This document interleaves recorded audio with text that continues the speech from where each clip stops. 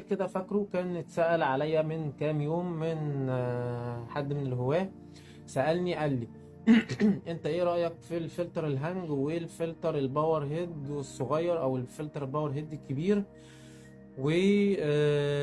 وترشح انهي في الاحواض المزروعة؟ انا هتكلم دلوقتي، هرد على السؤال ده وهرد عليه واقول انا قلت ايه بالظبط، وهوري لكم دلوقتي في الاحواض عندي جوه في ايه بالظبط.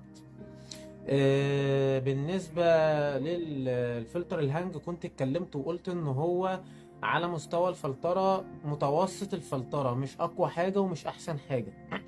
دي نمرة واحد.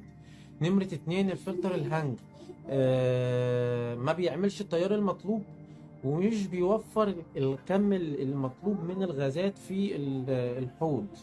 وبناء عليه كان عندي مشكلة في حوضي مع الطحالب السوداء بقالها من شهر 9 اللي فات، وما كنتش واخد بالي ايه السبب، مع اني استخدمت علاجات كتير واستخدمت اساليب كتير للعلاج، ولكن المشكلة ان انا ما كنتش عارف احل الموضوع ده غير لما جبت فلتر باور هيد 8 واط وركبته في الحوض عندي ال 50 لتر او 70 لتر، 70 لتر ركبته فيه، وعملت لعبه كده هوريها لكم دلوقتي ما بينه وما بين الفلتر الهانج، وابتدت الدنيا تظبط فعلا وتختفي الطحالب بشكل سريع جدا. خصوصا لما هو ابتدى يضخ هو بقى من الخرطوم بتاعه الهواء جوه الميه في الحوض، وابتدت هنا تظبط الغازات بتاعه الدنيا. غير ان هو وفر تيار محترم جدا وقوي مناسب، مش قوي اللي هو يخلع الزرع وكده، لا، زائد انه هو بلس يعني بيعمل فلترة كويسة للحوض. فالكلام ده انا كنت اتكلمت فيه بالظبط من شهر، وقلت يا جماعة الفلتر الهانج، انا كنت اول واحد اتكلم في الموضوع ده بالذات في الاحواض المزروعة.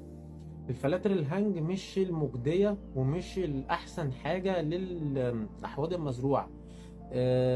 خصوصا ان في ناس عايزه تتفرج على الحوض المزروع لوحده من غير ما يكون جواه تجهيزات او امكانيات، وعايزاه يكون هانج معلق بره الحوض عشان تفضي المساحه والكلام ده.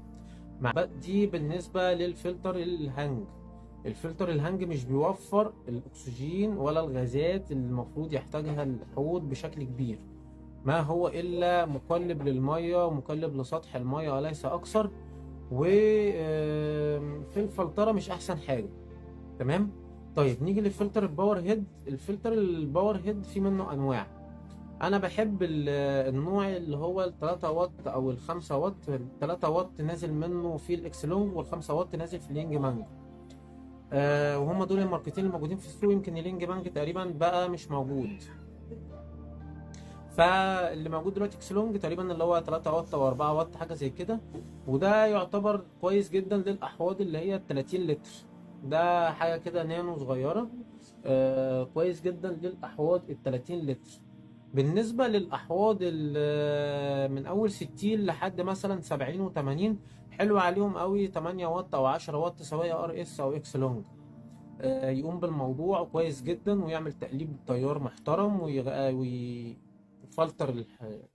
الحوض بشكل محترم، وهيقلب ويوفر الغازات والكلام ده. اول مثلا حوض بقى ايه 150 لتر و200 لتر حلو عليه فلتر باور هيد 15 واط وطالع يعني. في فكرة انا كنت بعملها مع الفلاتر الباور هيد، والكلام ده انا اول مرة اقوله. كنت بجيب الفلتر البيولوجي اللي هو السفنجة الكبيرة، السفنجة واللي طالع منها ماسورة من فوق، اسمه الفلتر البيولوجي، اللي هي سفنجة كبيرة وليها قاعدة بتقل كده من تحت وليها ماسورة صغيرة من فوق. دي أنا كنت بجيبها، وكنت بجيب فلتر باور هيد وأدخل البوز. كنت بشيل الكوباية بتاعت الفلتر باور هيد وأدخل البوز في الحتة اللي هي بتاعت الفلتر البيولوجي دي. يبقى انا كنت كبرت مساحة الفلترة بتاعت السفنجة الاكبر، وفي نفس الوقت بدي مساحة للفلتر الباور هيد ان هو يشتغل على الامد طويل. بقى لمساحات الفلترة والفكرة اللي انا قلت لكم عليها بتاعت الفلتر البيولوجي في قلب الفلتر الباور هيد عشان نكبر مساحة الفلترة واكبر كم من الفلترة يتسحب بشكل كبير، بدل ما هي سفنجة صغيرة لا بجيب فلتر بيولوجي واحط الراس فيها من جواها. هتلاقي وانت بتركبه ما بين الماسورة دي والراس في كده بتاع خلوص كده بتاع نص ملي، ممكن تعمله بدبل فيس وتلزقه فيه وتدخله فيه كويس عشان خاطر ما يسحبش مثلا الخلفة بتاعة الشريمب وكده.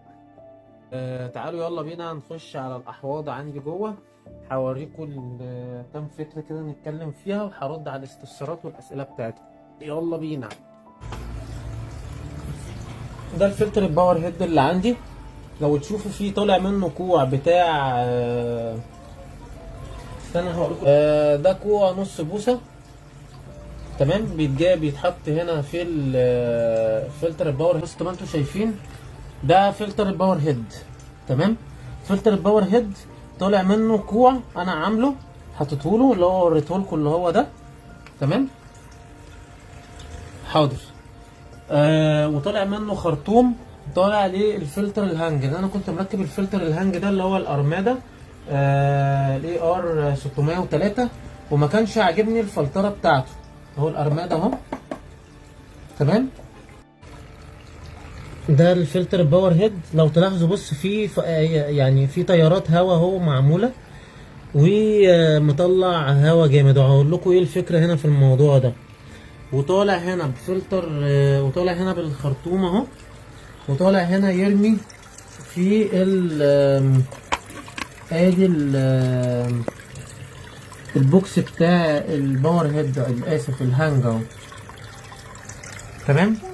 نرجع بقى كل حاجه تاني مكانها.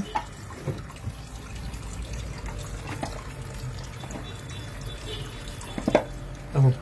طيب هنا بقى جينا، لو تلاحظوا الفلتر باور هيد، عشان انا ما اخسرش موضوع الفلتر الهانج، رحت جايب الباور هيد ورحت جايب الكوع ده وعملت فيه خروم كتير، وعملت فيه خروم هنا على النار كده اهو، زي ما انتم شايفين في خروم معموله اهي،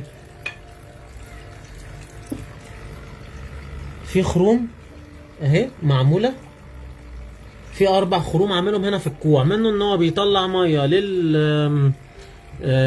للفلتر الهانج، ومنه ان هو بيعمل تيار قوي جدا زي ما انتم شايفين في الحوض اهي. الموضوع مش محتاج سبراي باور ولا محتاج اي حاجه عشان خاطر التجهيزات وعشان خاطر المساحه والاماكن. فكره بسيطه ب5 جنيه تعمل لك الموضوع ده كله. هتجيب الكوع زي ده كده وتخرمه من تحت 4 تخرام، عشان منه ان هو يطلع تيار في الميه كويس جدا، ومنه ان هو يطلع ميه للفلتر الهانج. يبقى انت كده ضمنت ان انت عامل كذا فلتره وكذا مرحله للفلتره، وعامل تيار من الهانج وعامل تيار من الفلتر الباور هيد اهو. ده المنظر بالظبط من بعيد اهو عشان تشوفوا. هتلاقوا بصوا هنا اهو اللي هو الميه بتاعه الفلتر الهانج، وهنا ده التيار بتاع الحوض. فده تعليقي على موضوع الفلتره في الاحواض المزروعه. ادي الحوض بتاعي وادي الدنيا اهي.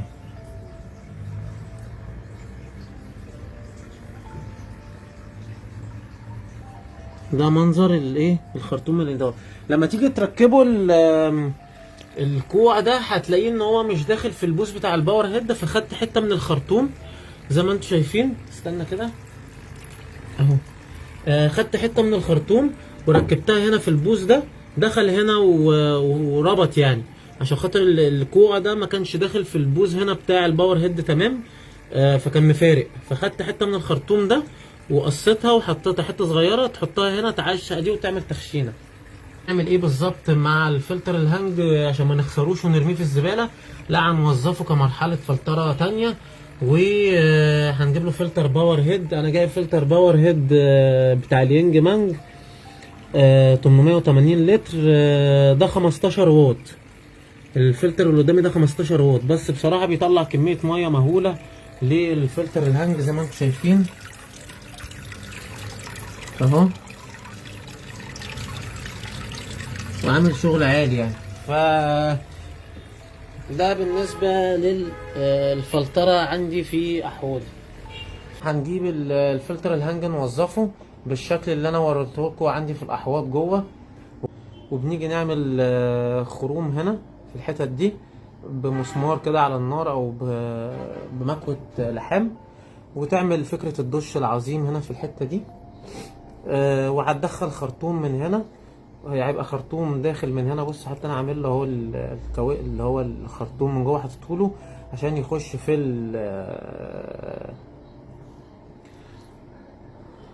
يخش في الباور هيد، ومن فوق من هنا يطلع الخرطوم لفوق اهو، من هنا اهو ويطلع الخرطوم لفوق. وده هنا يبقى فكرة الدش العظيم. فكرة الدش العظيم اهو. ولا تقول لي سبراي بار ولا مش سبراي بار اهو، واستخدمت الاتنين مع بعض. انا ما جبتش، انا هجيب كانستر ب 4500 جنيه. والله يا باشا لو انت الموضوع جاي معاك هاته، بس لو الحوض مزروع مبلغ كبير قوي. بس هو بقى موضوع راجع الامكانيات طبعا، محدش هيرفض الكانستر ولا يعني. يا ريت انا يا ريت انا يعني. بس بقى ما تشغلش. لو هتجيب الكانستر يبقى خلي اليو في يشتغل مره او مرتين في الشهر، بلاش باستمرار عشان خاطر ما يقتلكش البكتيريا النافعه اللي موجوده في الميه. بالنسبه للحوض المزروع درجه حرارته ما تقلش عن 18 وما تزيدش زي اليومين دول كده. احنا بنستغل السقعه عشان خاطر موضوع التحالب والقرف والكلام ده. فاحنا اصلا يعني ناس مربين للاحواض المزروعه، فاحنا بنحب درجات الحراره الواطيه عشان احنا اللي نقدر ندفيها. انا بحب ال 24 حد اقصى 26 تمام. بالنسبه للصيف هو بيطلع جرادولي لوحده ويوصل بقى لحد 28 و29 والارقام العظيمه اللي احنا بنوصل بيها في الصيف. بس ده بيبقى ثابت معانا في طول فتره الصيف، فده امر بقى يعني ايه مقرر علينا، وبنحاول نستخدم المراوح عشان ننزلها ل 28. لكن اليومين دول احنا بنفرح بالسقعه، فبحب يبقى لحد اقصى 24 وبحد ادنى 18. بس في ال 18 الحوض هيتدلع وهيبقى حلو، مفيش طحالب والدنيا هتبقى تمام. ولكن الانتاج بتاع الزرع هيبقى ضعيف مش القوي. تكونوا استفدتوا من الحلقه بتاعت النهارده وعجبتكم.